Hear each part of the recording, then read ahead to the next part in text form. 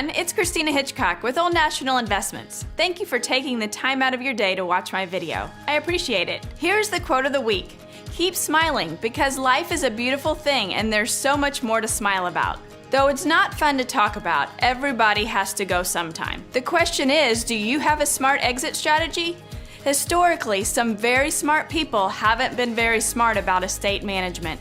Marilyn Monroe left a bulk of her assets to her acting coach, Lee Strasberg. When he died, his interest in her estate passed to his third wife, Anna, who didn't even know Marilyn. Anna ended up licensing Monroe's products to companies like Mercedes-Benz and Coca-Cola. She eventually sold the estate for tens of millions of dollars. If Marilyn had established a trust, she might have been able to provide for Strasberg while he was alive and then pass the remainder part of her estate on to another individual or charity of her choosing.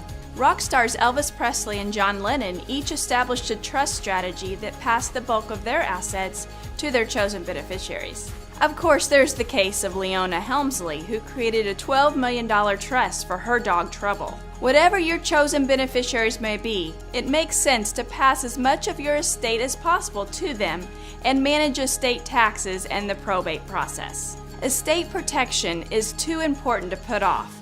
Do you have a smart exit strategy? Schedule a review today and find out. I hope you have found this information useful. As always, feel free to contact me if you have any questions. I would love to talk with you about your financial goals.